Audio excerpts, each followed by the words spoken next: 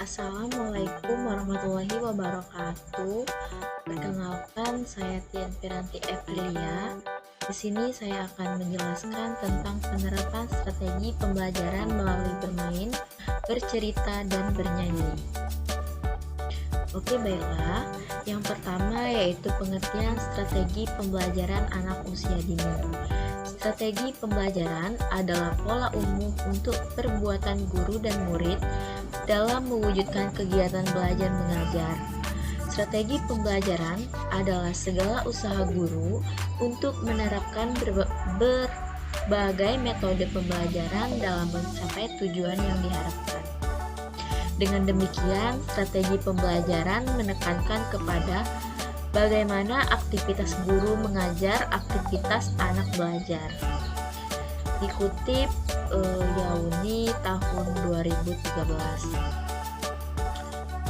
Kemudian penerapan dan contoh strategi pembelajaran melalui bermain. Yang pertama yaitu rasional strategi pembelajaran melalui bermain. Bermain merupakan kebutuhan anak. Bermain merupakan aktivitas yang menyatu dengan dunia anak, yang di dalamnya terkandung bermacam-macam fungsi seperti pengembangan kemampuan fisik motorik, kognitif, afektif, sosial, dan sebagainya. Dengan bermain akan mengalami suatu proses yang mengarahkan pada perkembangan kemampuan manusiawinya. Yang B yaitu sintaks pembelajaran melalui bermain. Strategi pembelajaran melalui bermain terdiri dari 3 langkah utama. Yang pertama yaitu tahap pra-bermain, yang kedua kegiatan persiapan, yang ketiga tahap bermain. Yang C yaitu contoh penerapannya, yaitu salah satu contoh bermain puzzle. Bermain puzzle bertujuan untuk merangsang kemampuan imajinasi anak dalam menyempurnakan suatu gambar. Kemudian penerapan dan contoh strategi pembelajaran melalui bercerita. Rasional strategi pembelajaran melalui bercerita yaitu pencapaian tujuan pendidikan taman kanak-kanak dapat ditempuh dengan strategi pembelajaran melalui bercerita. Menurut Masito yang dikutip pada tahun 2005 halaman 10.6, mengidentifikasi manfaat cerita bagi anak TK yaitu sebagai berikut. Yang pertama, bagi anak TK mendengarkan cerita yang menarik dan dekat dengan lingkungannya merupakan kegiatan yang mengasihkan. Yang kedua yaitu guru dapat memanfaatkan kegiatan bercerita untuk menanamkan nilai-nilai positif pada anak. Yang ketiga, kegiatan bercerita juga memberikan sejumlah pengetahuan sosial, nilai-nilai moral dan keagamaan. Yang keempat, pembelajaran dengan bercerita memberikan pengalaman belajar untuk mendengarkan. Dengan mendengarkan cerita, anak dimungkinkan untuk mengembangkan kemampuan kognitif, afektif, dan psikomotorik. Yang terakhir yaitu membantu anak untuk membangun bermacam-macam peran yang mungkin dipilih anak dan bermacam layanan jasa yang ingin disumbangkan anak kepada masyarakat. Sintaks pembelajaran melalui bercerita yaitu yang pertama, menetapkan tujuan dan tema cerita. Yang kedua, menetapkan bentuk bercerita yang dipilih. Yang ketiga, menetapkan bahan dan alat yang diperlukan dalam kegiatan bercerita sesuai bentuk bercerita yang dipilih. Yang keempat, menetapkan rancangan langkah-langkah kegiatan bercerita. Yang kelima, yaitu menetapkan rancangan penilaian kegiatan bercerita.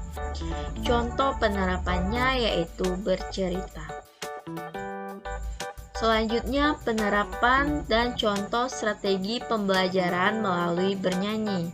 Rasional strategi pembelajaran melalui bernyanyi Menurut Honig Dalamasito dan kawan-kawan pada tahun 2005 halaman 11.3 menyatakan bahwa bernyanyi memiliki banyak manfaat untuk praktik pendidikan anak dan pengembangan pribadinya secara luas.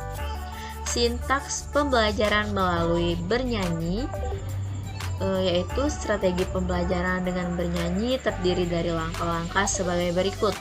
Yang pertama, tahap perencanaan. Yang kedua, tahap pelaksanaan.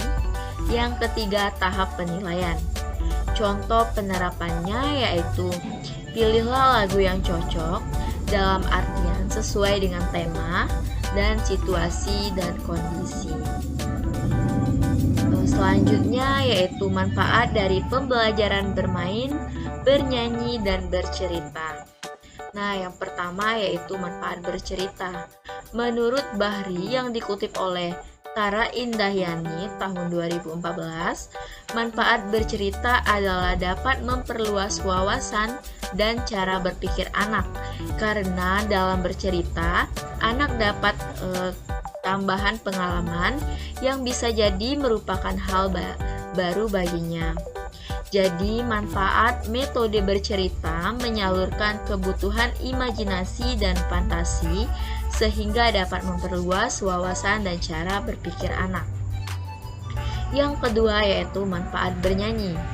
Menurut Borney dan John yang dikutip oleh Ridwan dan Fajar Awaludin pada tahun 2019, terdapat manfaat dari metode menyanyikan, yaitu membantu mencapai kemampuan dalam pengembangan daya pikir, membantu menyalurkan emosi seperti senang atau sedih melalui isi syair lagu atau nyanyian, dan membantu menambahkan pembendaharaan kata baru melalui syair lagu atau nyanyian.